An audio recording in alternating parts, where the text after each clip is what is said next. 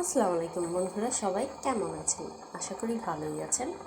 হ্যাঁ, আলহামদুলিল্লাহ আমিও ভালো আছি। তো আজকে একটা ডিভোর্সি মেয়ের গল্প বলবো, ঠিক আছে? ওই আপনার শুধু দেখতে সুন্দর হলে হবে না, মনটাও সুন্দর থাকতে হবে, কাজ কামও শেখা থাকতে হবে। শুধু রূপ দিয়া কি আর দুনিয়া চলবে? তো আসেন শুরু করি, সবাই একটু মনোযোগ দিয়ে শুনুন। একটা মেয়ে অনেক সুন্দর, মানে ধলা চামড়া যাকে বলে, সে ম্যাট্রিক পরীক্ষায় ফেল করছে। তো তারা দুই বোন এক ভাই। তো আপনার ফেল করছে দেখা বাবা বিয়ে দিয়ে দিছে মেয়েটাকে। তো বিয়ে দিয়ে দিছে, আপনার বিয়ে দেওয়ার কতদিন পরে বাবাটা মারা যায়।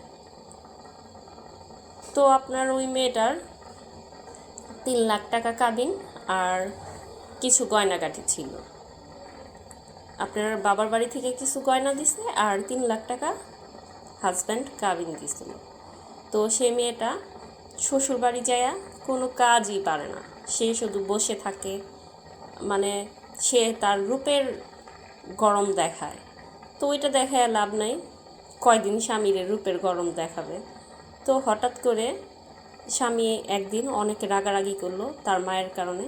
আবার তার স্বামীটা হলো গিয়া মা ভক্ত, ঠিক আছে? পরে এমন একটা অশান্তি হইয়া আপনার মেয়েটার একটা মেয়ে সন্তান হয়।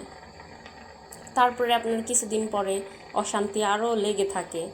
পরে আপনার হঠাৎ করে ছেলেটা ডিভোর্স দিয়ে দেয়। ওই 3 লাখ টাকা কাবিন নিয়ে মেয়েটা বাবার বাড়ি চলে যায়। বাবার বাড়ি চলে যাওয়ার পরে মা তো অনেক ভালো ব্যবহার, ভাইও ভালো ব্যবহার, ছোট বোনটাও ভালো ব্যবহার মেয়েটার সাথে, যে যা হয়েছে হয়েছে, থাকগা, তুই এখানেই থাকবি, আর তোর কিছু চিন্তা করতে হবে না। ঠিক আছে, এখানেই থাকলো। আস্তে আস্তে ওর মেয়েটা 3-4 বছরের হইল। তখন তার ভাইয়ে বলল যে, আপু, এখনকার যুগে মেয়েরা তো বইসা থাকে না, অনেক কিছুই করতে পারে, তুইও একটা কিছু কর।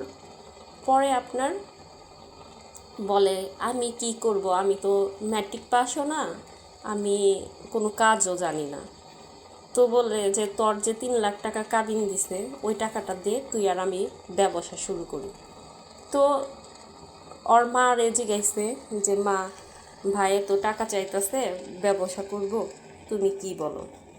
পরে হ্যাঁ, ওর মাটা বলে যে, ভালো কথা দে, তোর ভাইয়েই তো ব্যবসা করবে যখন।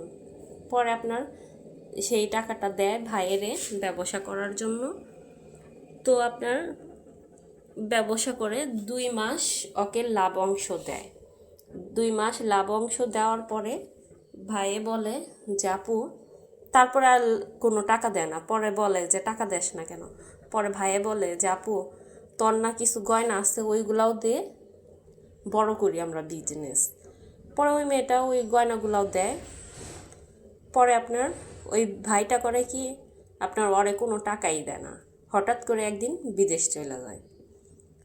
তো বিদেশ চলে যাওয়ার পরে কোনো যোগাযোগই করে না ভাইয়ে। তো তখন ওর মায়েরও রূপ চেঞ্জ, ওর বোনেরও রূপ চেঞ্জ।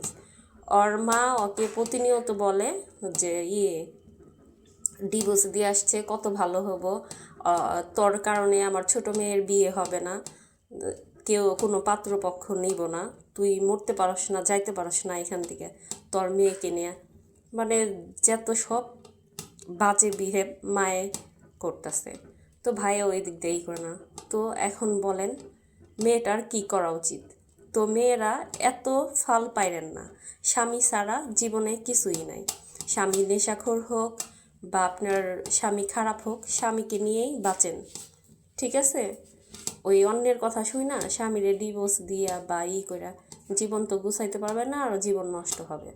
সবাই ভালো থাকেন, অবশ্যই বলবেন গল্পটা কেমন হইল। আসসালামু আলাইকুম। শিক্ষণীয় একটা বিষয়, তো ভালো থাকেন, আল্লাহ হাফেজ।